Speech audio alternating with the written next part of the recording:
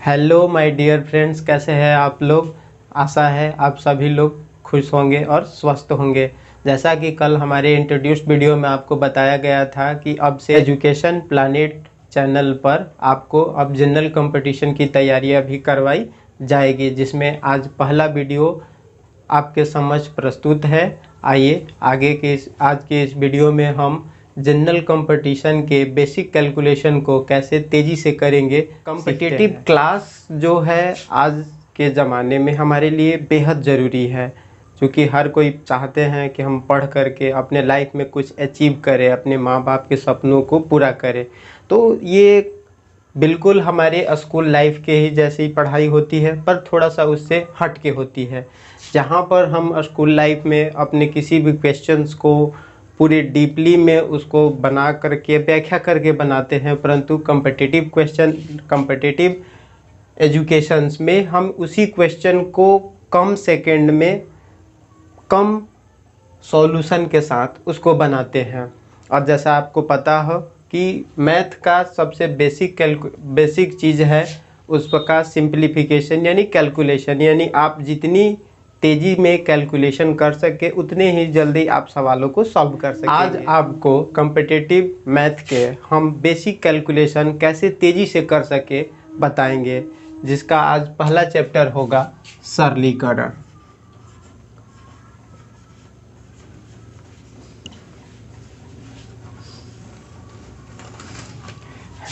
प्यारे दोस्तों, गणित की सबसे महत्वपूर्ण भूमिका है, आप बचपन से पढ़ते आए होंगे, जो बेसिक कैलकुलेशंस होते हैं। मेरा जैसे मानना है गुणा, भाग, घटाव, जोड़, आपने बेसिक फॉर्मूले से बचपन से बनाते आए हैं। परंतु कॉम्पिटिटिव लाइफ में जहां हमें एक क्वेश्चन के लिए मात्र 30 सेकंड पढ़ने के लिए मिलते हैं और उतने ही देर में उसका हमें जवाब देना है, और ये हमें तभी संभव हो पाएगा जब हम उस कैलकुलेशन को तेज़ी से कर पाएंगे, जिसके लिए कुछ वैदिक ट्रिक्स है जिसका इस्तेमाल करके हम सभी क्वेश्चनों को सहूलियत से सॉल्व कर पाएंगे। तो सबसे पहले जो होता है, आपको आज हम परसेंटेज निकालना, इजी शॉर्ट फॉर्म में किसी भी संख्या को परसेंटेज कैसे निकाल सकते हैं, इसका हम लोग देखेंगे। आप एक एग्जाम्पल के तौर पर लीजिए कि कोई भी संख्या हो, चाहे वो कितनी बड़ी से बड़ी क्यों ना हो या छोटी से छोटी भी क्यों ना हो, वो हमेशा अपने आप में 100% होती है। एग्जाम्पल के तौर पर जब आप 5वीं से 10वीं कक्षा तक आए तो हमारे बोर्ड एग्ज़ाम में 500 मार्क्स होते हैं टोटल, परंतु हमारा फाइनल रिजल्ट भी 100% के अंदर ही आता है। यानी आप 500 में 400 भी लाते हैं तो उस 500 को 100% करके यदि आपका 400 मार्क्स आया तो आप कहते हैं कि हमारा 80% मार्क्स आया। वैसे ही जैसे ही हम ग्रेजुएशन में पहुंचते हैं तो ये 500 बढ़कर 1500 मार्क्स का परीक्षा होता है, फिर भी वहाँ पर भी रिजल्ट हम हमेशा 100% में ही देखते हैं। तो एक मोटे तौर पर आप समझ लीजिए कि कोई भी संख्या अपने आप में चाहे कितनी भी बड़ी और छोटी क्यों ना हो, वो हमेशा 100% होती है।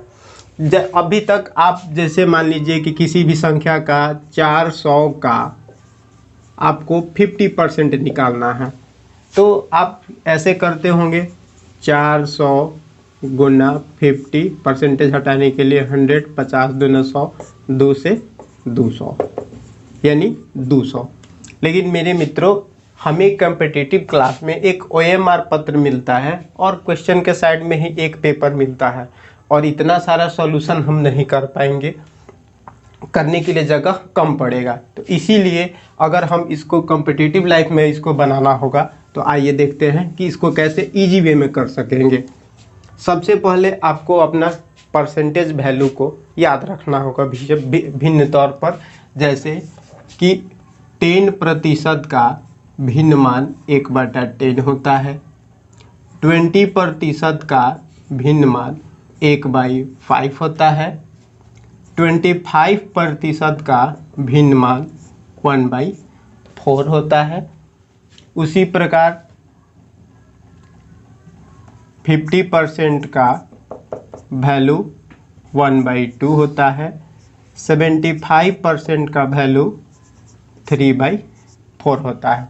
अगर आपको ये परसेंटेज वैल्यू मानना पता होगा तो किसी भी संख्या का प्रतिशत निकालना इजी होता है। और उसके बाद आपको चाहे कितना भी प्रतिशत निकालना क्यों ना हो, किसी भी संख्या का 100% तो ऑलरेडी वो संख्या होती है। यदि आप किसी संख्या का 200%, 300%, 400, तो उसके वैल्यू में 1, 2, 3, 4 या 5 से आप गुना कर सकते हैं। अदरवाइज 100 के अंदर आपको चाहिए, यदि 80% चाहिए, 75% चाहिए, 25% चाहिए, 1 सेकंड में हम अगर निकालना होगा तो हम कैसे निकाल सकते हैं? जैसे एक तरह से एक संख्या ले लीजिए, आपके पास एग्जाम्पल के लिए एक संख्या 1000 है। यदि हमें इसका 45% चाहिए तो ध्यान दीजिएगा, कोई भी संख्या अपने आप में पूरी तरह ये 1000 जो है 100% के बराबर है। इसके दाहिनी ओर से एक अंक दशमलव यदि हम देते हैं तो ये 10% का वैल्यू देता है। यानी 10% का वैल्यू इसका कितना होगा? 100। और एक अंक और दशमलव लाएंगे इधर तो ये 1% का वैल्यू देता है। 1% का वैल्यू हो गया कितना? 10। अब मेरे प्यारे मित्रों, 1 और 10 की सहायता से हम 100 के किसी भी अंक से पहुंच सकते हैं। यदि हमको 90 का वैल्यू चाहिए तो 10% का वैल्यू 100 है, तो 10 गुना 9 यानी 90 होता है। यानी इसमें आप 9 से गुना कर देंगे तो ये, इसके लिए आपको लिखने की ज़रूरत नहीं है। 100 × 9 900 हो जाएगा। यदि आपको 50% का वैल्यू चाहिए तो ये 10 का वैल्यू यदि हमको पता है कि 100 होता है तो 10 × 5 = 50। यानी इस 100 में आप 5 से गुना कर सकते हैं। यानी इसका वैल्यू कितना हो जाएगा?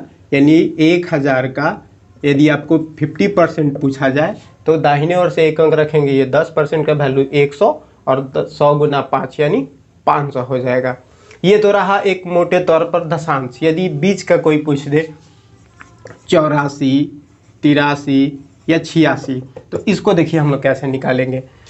इस 84 को हमें ज़्यादातर बेसिक कैलकुलेशन करना होता है, यानी माइंड में ही कैलकुलेशन करके हमें अपने आंसर शीट को रखना होता है। तो अगर इस 84 को आप एक बार में 84 ना लेकर 10 × 8 + 4 × 1 करेंगे, क्योंकि हमें 10% का वैल्यू कितना है? 100 है, तो हमें 80 तक जाना होगा। तो 10 × 8 = 80 होता है, यानी 100 × 8 = 800 हो गया। और हमें 4 चाहिए, तो 1% का वैल्यू कब पता होगा आपको? जब एक अंक और आएंगे। दाहिने तरफ से एक अंक रखने पर 10%, एक अंक और आने पर 1% का मान होता है। यानी हमको जब 84% का वैल्यू चाहिए तो आप मन में कर सकते हैं, 10% का वैल्यू है आपके पास 100 × 8, 10 × 8 = 80। अब 1% का वैल्यू कितना होगा दोस्तों? 10 और 4 यानी 840। ये तो आपको लिखने के लिए बताया। अगर आप भरबली कीजिएगा तो इजी वे में कर सकते हैं। जैसे 1000 है, अब कोई दूसरी भी संख्या यदि आपके पास होगी, जैसे आप एक संख्या लीजिए 800, इसका हमको 88% का वैल्यू चाहिए। तो अब एक लाइन में बिना कलम लगाए अगर हमको निकालना होगा तो दाहिने ओर से देखिए 10% का वैल्यू कितना आ गया? 80। तो हमको 88 चाहिए, यानी 10 का वैल्यू 80 है तो 10 × 8 80 होता है। तो 80 × 8 कितना हो जाएगा मेरे प्यारे मित्रों? 8 × 8 = 64, 640। और 8 हमें और चाहिए क्योंकि हमको 88 जाना है। तो ये 10 का है और ये 8 का 1% का वैल्यू 8, 8 × 8 = 64। इसको जोड़ लीजिए, 4 × 6 = 4, 10, 6 × 1 = 7, 704। इसी तरह से आप किसी भी प्रतिशत वैल्यू को इजी बिना पेन पेपर लगाए आप भरभली निकाल सकते हैं। आगे आइए, प्रतिशत आप अच्छे से समझ, आशा है आप लोग को अच्छे से समझ गए होंगे। यदि आपको किसी भी प्रकार की दिक्कत हो तो हमें अपने कमेंट्स में ज़रूर बताएं, ताकि हम फिर से आपको बता सकते हैं। इस बाद आता है गुना। उसको मिटा दीजिए, उसको मिटा दे जो लिखा है ना अभी, उसको मिटा दीजिए। हाँ, फिर से वहाँ से बोलिए, बोलना चाह रहे हैं प्रतिशत के बाद कैलकुलेशन के लिए सबसे ज़्यादा इजी वे में होता है गुना। यानी आप बचपन से आप भरभली जो बेसिक तरीका है, 1 अंक, 2 अंक, 4 अंक के जो गुना करते आए हैं, उसको छोड़कर हमें एक लाइन में कैसे हम किसी भी बड़े से बड़े गुणा को निकाल सकते हैं, आइए अब हम इसको सीखते हैं। जैसे एक एग्जाम्पल है, जैसे आप 42 गुना 56, तो ये तो जैसे आपके प्रश्न में मित्रों लिखा रहता है कि 42 गुना 56 का मान कितना होगा। जैसे आप अभी तक बचपन में किए होंगे कि 42 गुना 56 इस तरह से एक अंक छोड़ करके किए होंगे। ये स्कूल लाइफ के लिए ठीक है, परंतु कॉम्पिटिटिव लाइफ के लिए नहीं चल पाएगा, क्योंकि हमें इसके लिए इतना स्पेस भी चाहिए और इतना गुणनखंड भी करना होगा। तो आइए इसको कैसे करते हैं, मैं आपको समझाने के लिए इसका पैटर्न पर एक बार लिखता हूँ, उसके बाद आप अपने कैलकुलेशंस को माइंड में कीजिए। तो ये इजी तौर पर 2-4 बार रियाज कीजिएगा, आसानी से सीख जाइएगा। इसमें फर्स्ट किया जाता है मित्रों, पहले संख्या को इकाई अंक को उठाते हैं। मेरे पास कितना है 6, इस 6 से इन दोनों संख्याओं में गुना करना होगा। कैसे, देखिए 6 में 2 से करेंगे, 6 गुना 2 कितना हो जाएगा 12। तो 12 का ये इकाई अंक लिखेंगे, आगे वाला अंक शेषफल में बच जाता है। तो जिस पे अंडरलाइन करेंगे उसको लिख लेंगे, बाकी को शेषफल में याद रखिए। पहला स्टेप हो गया। दूसरा स्टेप में इस 6 से 2 में गुना हो गया, इस 6 के बाद क्या है 4 है, 4 से गुना कर दीजिए, 6 गुना 4 प्लस। अब एक बात देखिए मित्रों, इस 4 के पहले क्या है 2 है, और इस 6 के पहले भी क्या है 5, यानी एक पेयर हमें मिल रहा है। इस पेयर को गुना करके इसमें जोड़ देना है। तो देखिए इस 4 के पहले भी 2 है और इस 6 के पहले भी 5 है, तो 2 5 10, 2 गुना 5। और मित्रों यहाँ पे एक हासिल भी है, तो इस एक को भी ले लेंगे। तो 6 का 24, 2 5 10, 24, 10 34 और 1 35। तो इस 35 का यानी इकाई अंक को ही हमें लिखना होता है 5, और ये 3 जो है रिमाइंडर हो जाएगा अगले पैटर्न के लिए। तीसरा देखिए, मात्र 3 स्टेप है जिसे आप अपने मानसिक कैलकुलेशन पे दोहरा करके इजी वे में बिना लिखे हुए कर सकते हैं।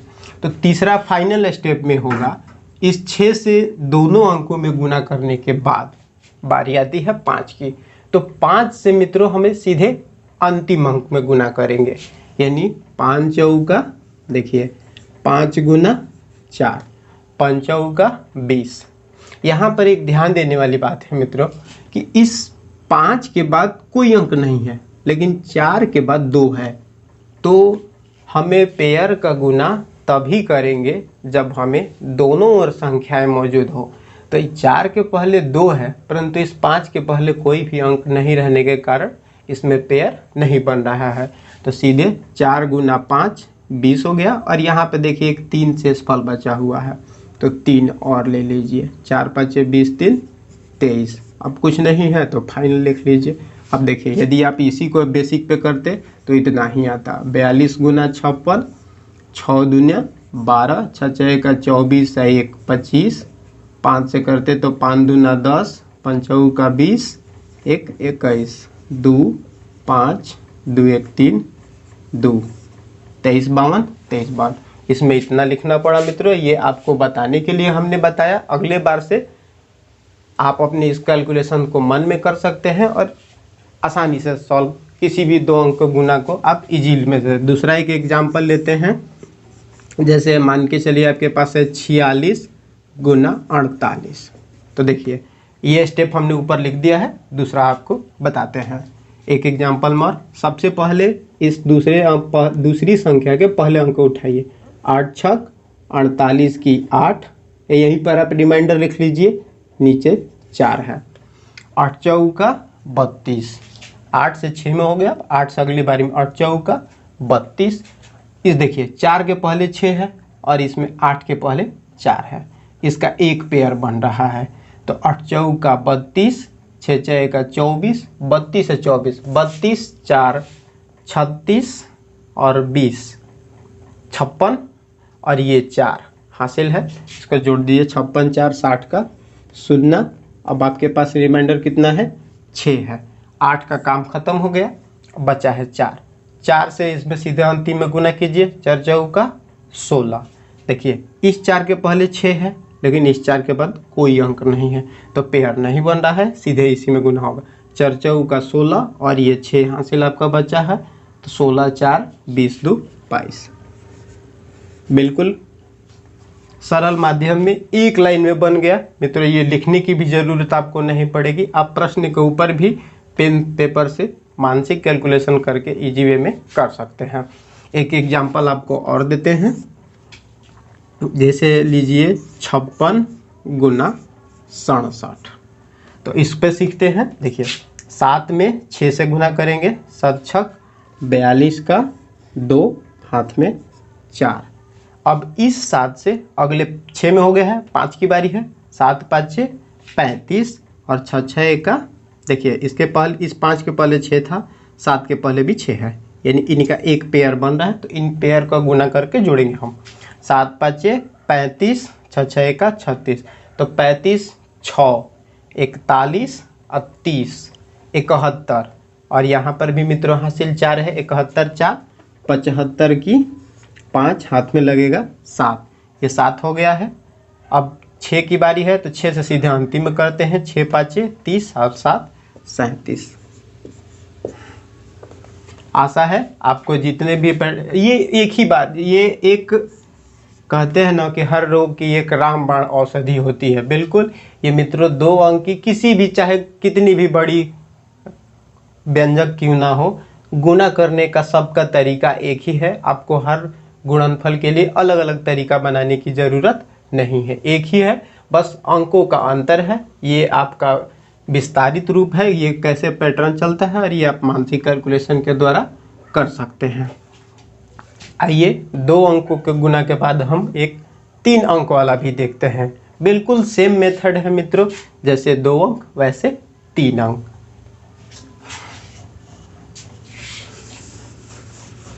तो आशा है आपको शुरू में थोड़ी दिक्कतें आएंगी, क्योंकि कोई भी चीज़ अचानक यदि हम सीखते हैं तो हम नहीं कर पाते हैं, पर मैं पूरी कोशिश करूँगा कि आपकी परेशानी को दूर किया जाए और आसानी से समझा जाए।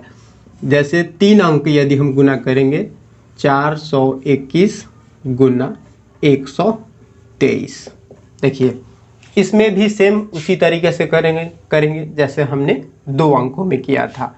फर्स्ट इसमें क्या है, 3 है, इस 3 से पहले 1 में गुना करेंगे, 3 एकम 3, कोई हासिल नहीं है मित्रों, छोड़ देंगे। अब इस 3 से अगले 1 के बाद वाली संख्या 2 है, 3 दूना 6, और इस 2 के पहले क्या है, देखिए 1 है, और इस 3 के पहले भी 1 2 है। तो जो पहले संख्याओं का पेयर बनेगा यानी युग्म बनेगा, उनका गुना करके आप केवल जोड़ते चलेंगे। तो देखिए 3 दूना 6 और इधर 1 इधर 2, तो 2 1 2। अगर आप पैटर्न लिख देते हैं ताकि आपको दिक्कत ना हो। पहला में हम किए हैं 3 गुना 1, 3 छुट्टा था, छुट्टा हमने लिख दिया। दूसरा पैटर्न में इसका चलता है 3 में 2 से कीजिएगा, 3 गुना 2। अब इसका युग्म देखिए, इसके पहले 1 है और इस 3 के पहले भी 2 है, यानी एक युग्म बन रहा है, 1 है ना, 1 गुना 2।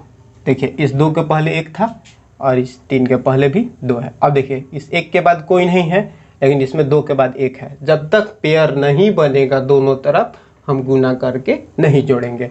अब इसमें कोई मित्रों शेष तो था नहीं, तो बस इसी को जोड़ दीजिए, 3 दूनी 6 2 8, सिंपल है, 8 है, 8 लिख दीजिए।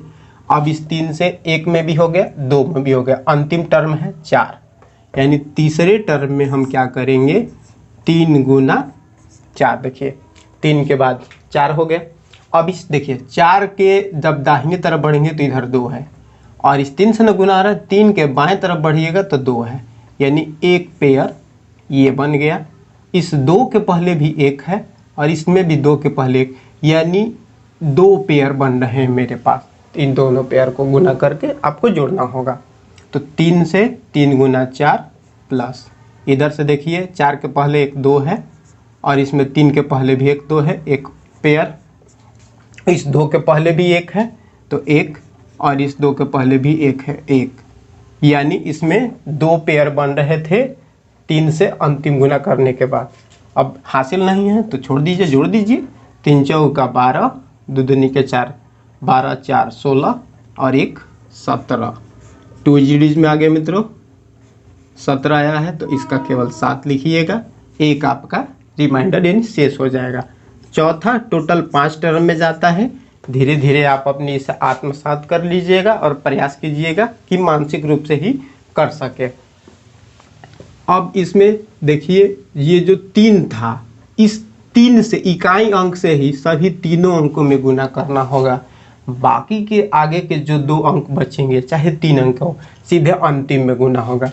यानी अब इस 2 की बारी आएगी तो 2 से ना 1 में करेंगे ना 2 में, सीधे 4 से। तो 2 में जब आप 4 से कर दिए, अब देखिए 2 में 4 से आ गए। इस 4 के पहले 2 था और इस 2 के पहले 1 है, यानी 1 पेयर हमें और मिल रहा है। तो 4 के पहले 2 और 2 से गुना कर रहे हैं। 3 का तो काम हो गया है, तो क्रॉस भी कर सकते हैं आप। 2 में 2 गुना 2।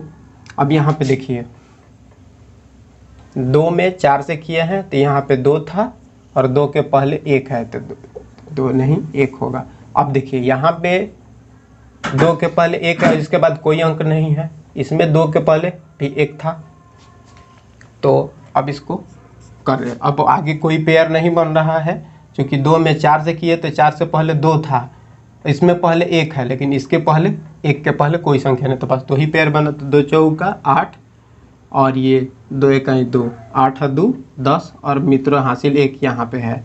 आपको यहीं पे लिख लीजिए, ये वाला हासिल देखिए 8 2 10 1 11, तो इसका 1 लिख लीजिए। 1 हासिल अभी बचा हुआ है। अभी 2 का भी कहानी खत्म, बचा 1। 1 में सीधे 4 से गुना कर दीजिए।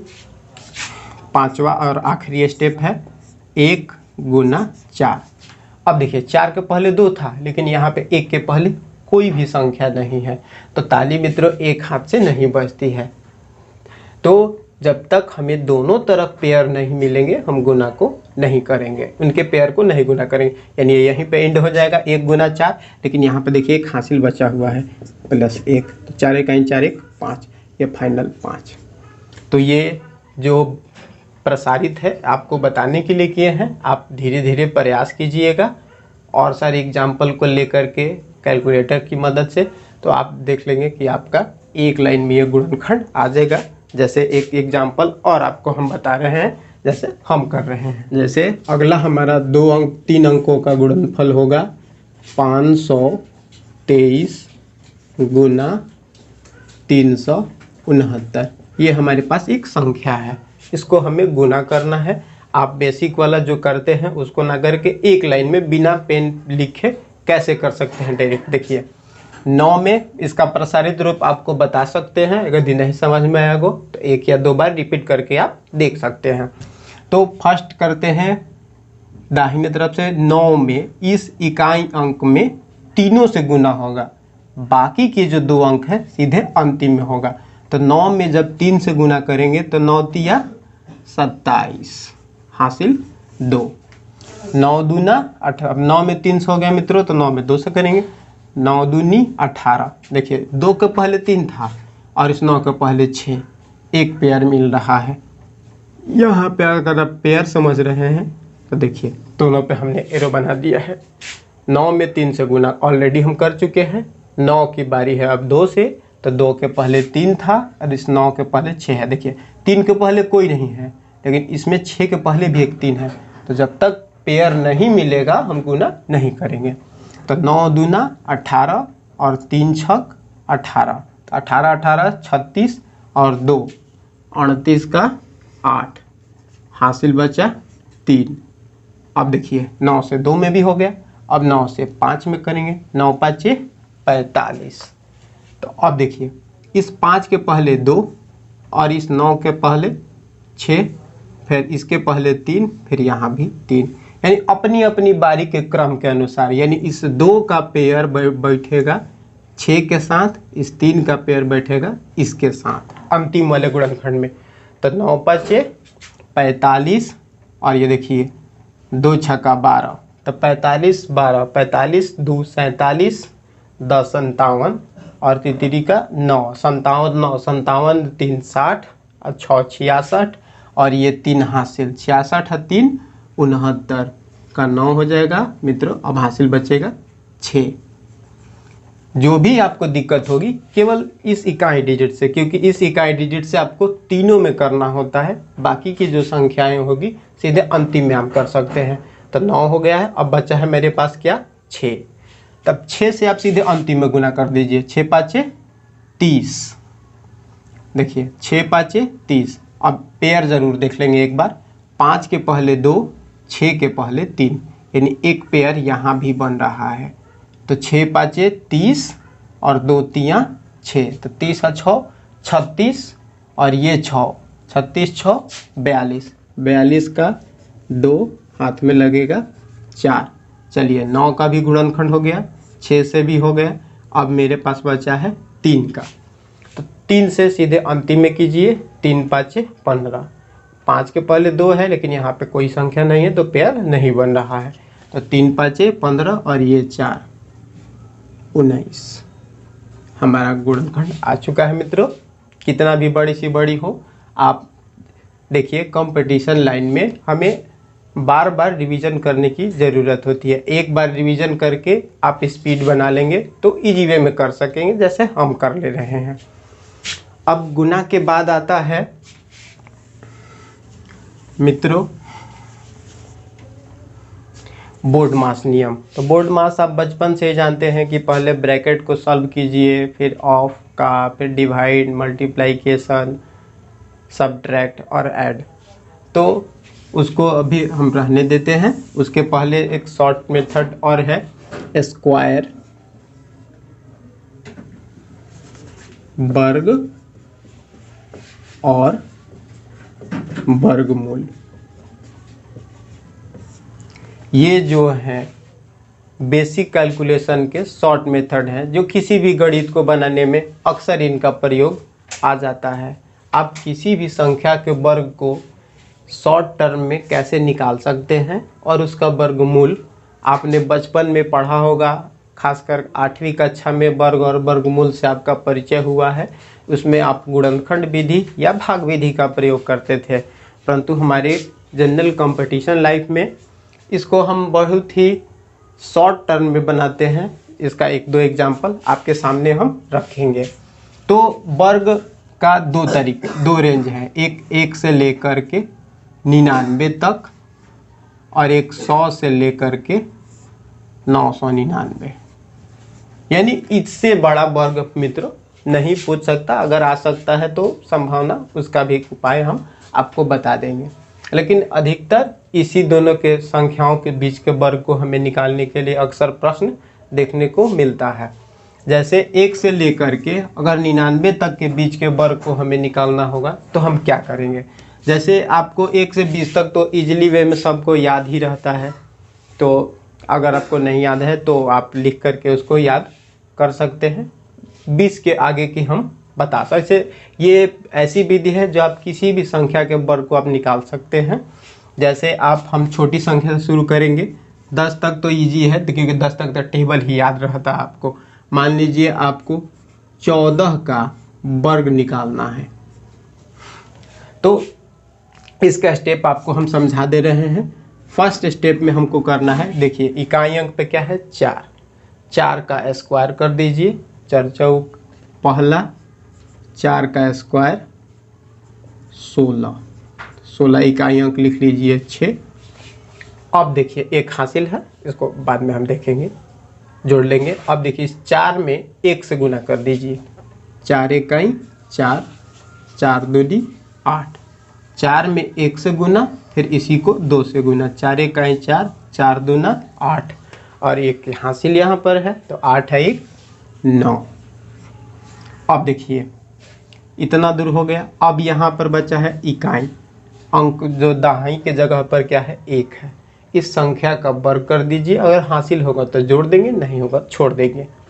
तो मित्रों हासिल तो कोई था नहीं, तो 1 का स्क्वायर 1, यानी 14 का स्क्वायर कितना हो गया 196। इसी प्रकार आप मान के चलिए आपको निकालना होगा 56 का स्क्वायर। यदि हमें 56 का वर्ग निकालना होगा तो कैसे निकालेंगे? फर्स्ट टेस्ट में इस 6 का इकाई अंक का वर्ग कीजिए। 6 का स्क्वायर कितना होगा? 36। 36 का 6 3। अब इस 6 को 5 से गुना कीजिए। 6 5 30 और इसको फिर 2 से। 6 5 30 2 60 और ये हासिल 3 कितना हो जाएगा? 63। 63 का 3 हाथ में लगेगा 6। अब ये जो दहाई के जगह पर अंक है 5, इसका वर्ग कर दीजिए। 50 25 और ये हासिल 6 जोड़ दीजिए। 25 6 31। इसका स्टेप एक बार आपको बता दे रहे हैं कैसे हुआ। फर्स्ट में हमने क्या किया? इकाई अंक का वर्ग, यानी वर्ग का मतलब होता है उसी संख्या को उसी से गुना करना। 5 का वर्ग 5 गुना 5, 6 का वर्ग 6 गुना 6, 7 का वर्ग 7 गुना 7। तो 6 का स्क्वायर मतलब 6 गुना 6 कितना हो गया मित्रों? 36। तो देखिए जिस पे रेकरिंग करेंगे उसको हम लिखेंगे, जो छोड़ दिए हैं वो हमारा हासिल होगा। तो 36 का 6 हो गया। दूसरा स्टेप हमने क्या किया है इसमें? 6 गुना 5 गुना ये 2 कितना हो जाएगा? 6 5 30, 30 दूना 60 और इसमें हासिल था मित्रों 3। तो इस हासिल को भी जोड़ दीजिए। तो 6 5 10 6 5 30, 30 दूना 60 3 63। 63 का ये देखिए 3 लिखे हैं, 6 हासिल हो गया है। अंतिम स्टेप में क्या होगा? अब बचा है 5। 6 का काम हो गया है 5, तो 5 का स्क्वायर करेंगे यानी 5 गुना 5 और ये हासिल है 6। तो 25 6 31। अब देखिए कोई संख्या नहीं था, अब इस पूरे 31 को उठा करके हमने यहाँ लिख दिया। इससे मित्रों आप 1 से लेकर के 99 100 तक किसी भी संख्या का वर्ग आप आसानी से निकाल सकते हैं। और रहा इसमें एक और शॉर्ट टर्म है जो 5 वाली संख्याएं हैं। 5 वाली को आप पेन लगाने की भी ज़रूरत नहीं पड़ेगी, आप यूं ही निकाल सकते हैं। जैसे 15 25 35 65। इसमें करना क्या देखिए, 5 का स्क्वायर आप ऑलरेडी जानते हैं 25। जैसे 15 का स्क्वायर निकालना होगा हमें, तो क्या करेंगे? 5 का स्क्वायर 25। ये इकाई दहाई अंक पे जो 1 है इसमें 1 बढ़ाकर गुना कर लेंगे। तो 1 है, 1 बढ़ाएंगे तो कितना होगा? 2। 2 इकाई 2 225। आपको 25 का स्क्वायर निकालना होगा तो 5 का स्क्वायर करेंगे तो 5 का स्क्वायर आप 25 यूं ही लिख दीजिए और ये बचेगा 2। 1 अंक बढ़ा लीजिए, 2 में 1 बढ़ा देंगे 3, 3 दूना 6 625। 35 का यदि आपको वर्ग निकालना होगा तो 5 का स्क्वायर तो यूं ही आप लिख दीजिए 25 और ये 3 है, 1 बढ़ा लीजिए 4 हो जाएगा, 3 चौका 12। अब रहा 65। 65 का यदि स्क्वायर करना है तो 5 का स्क्वायर तो मित्रों 25 होता ही है और ये 6 है, 1 बढ़ा लीजिए 6 7 42। तो इस प्रकार जो वर्ग किसी भी संख्या के वर्ग को हम इजी वे में 1 से लेकर 100 तक मात्र एक ही विधि से आप आसानी से निकाल सकते हैं। ये तो रहा वर्ग की बात मित्रों। अब यदि हमें वर्गमूल निकालना होगा इन संख्याओं का तो कैसे निकाल सकते हैं? वर्गमूल निकालने के लिए आपने 8वीं कक्षा में या तो भाग विधि या गुणनखंड विधि का प्रयोग किया होगा, परंतु कंपटीशन एग्जाम में इसको हम कैसे शॉर्ट तरीके में निकालते हैं, आइए आगे के प्रश्नों में देखते हैं।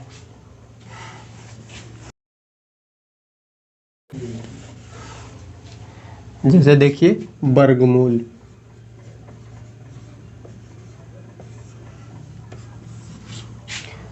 वर्गमूल मित्रों कोई भी बड़ी से बड़ी संख्या दी हुई हो। जैसे आपको हम कुछ एग्जाम्पल बताते हैं।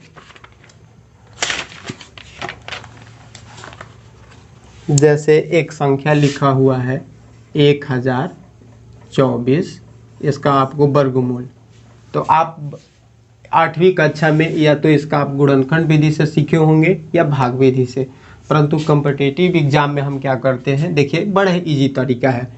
पहले इस 4 को देखिए, 4 जो है किस संख्या का वर्ग में आ सकता है? 2 या 8। या तो 2 होगा या आपका 8 होगा। तो वर्गमूल में आप ये भी जानते हैं कि 2 अंक के बदले 1 अंक बाहर निकलता है, तो इस 2 अंक को छोड़ दीजिए, ये बचेगा 10। तो 10 की संख्या का वर्ग के अंतर्गत आता है। 2 का होता है 4, 3 का 9, 4 का 16। तो हमें ज़्यादा नहीं लेना है, या तो उसके बराबर आ जाए या उससे कम आए। तो 3 का स्क्वायर देखिए 9 होता है, तो 3 यहाँ भी लिख सकते हैं, 3 यहाँ पे। इन दोनों में से फाइनल तो 35 का निकालना बेहद ही आसान होता है मित्रों। बीच में 35 पड़ता है, तो देखिए 35 का होता है 5 का 25 और 3 एक बढ़ा लेंगे, 3 चौका 12। यदि इसको निकालने में अब 1225 से इसकी तुलना कीजिए। यदि ये छोटा है तो छोटा वाला संख्या हो जाएगा, और यदि ये 1225 से बड़ा होता तो ये बड़ी वाली संख्या हो जाती। परंतु यहाँ पर देखिए ये 1225 से छोटा है। इसका फाइनल आंसर क्या है? 1024 का वर्गमूल क्या होगा? 32। उसी प्रकार एक दो और संख्याओं को हम देखते हैं। 15625, इसका यदि वर्गमूल देखिए तो 5 का तो एक ही सिंपल सा अंक है 5, 2 अंक छोड़ दीजिए, बचा क्या? 156। 156 जो है किस वर्ग के अंतर्गत आता है? 4 का 16 होगा, 5 का 25 होगा, 10 का 100 होता है, 11 का 121 होता है, 12 का 144, 13 का 169, ज़्यादा हो गया तो यानी 12। तो यहाँ पे आप लिख दीजिए 12, यानी इसका आंसर हो जाएगा 125। आइए एक दूसरे एग्जाम्पल से लेकर के समझते हैं दूसरी संख्या को। जैसे है 7056 कि इसका वर्गमूल क्या होगा। तो सबसे पहले हमें इकाई अंक को ही देखना है कि यह किस संख्या के वर्ग के अंतर्गत आता है। तो 6 मित्रों, 4 का स्क्वायर कीजिएगा 16 भी 6 आएगा, और 6 का स्क्वायर भी कीजिएगा 36, 6 आएगा। तो 4 और 6 लिख लीजिए, अंतिम 2 डिजिट को छाट दीजिए, बचा क्या? 70। 70 किस संख्या के वर्ग के अंतर्गत आएगा? 1 से लेकर 9 तक में आपको देखना है। तो 6 का 36 होता है, 7 का 49 होता है, 8 का 64 होता है, 9 का 81। तो 9 ज़्यादा हो गया मित्रों, तो ज़्यादा हमें नहीं लेना है, या तो उसके बराबर आ जाए या कम। तो हम कितना लेंगे? 8। 8 8 64, या तो आपका ये होगा या आपका ये आंसर हो सकता है। अब इन दोनों में से सही क्या है? तो बीच में है 85। 85 का स्क्वायर निकालना बेहद ही ईजी है। आपको जस्ट बताए हैं पिछले भी एग्जाम्पल में कि 5 का कितना होता है? 25, और ये 8 है, इसमें 1 बढ़ा लीजिए, तो 8 1 9 8 72। तो 72 25 से इसका तुलना कीजिए, देखिए ये छोटा है। 72 25 से 70 56 छोटा है। यदि छोटा है तो छोटी वाली संख्या आंसर हो जाएगी, और यदि 72 25 से ये संख्या बड़ी होती तो इसका बड़ा वाला उत्तर होता। तो फाइनल 70 56 का वर्गमूल कितना हो जाएगा? 84। आज के लिए इतना ही मित्रों। आप अपने मन से और भी संख्याओं को लेकर के रियाज कीजिए और देखिए कि क्या आप इजी तौर पर निकाल सकते हैं। अपनी परेशानियां हमें कमेंट्स में बताइए। चैनल को सब्सक्राइब कीजिए और अपने मित्रों से भी शेयर कीजिए। धन्यवाद।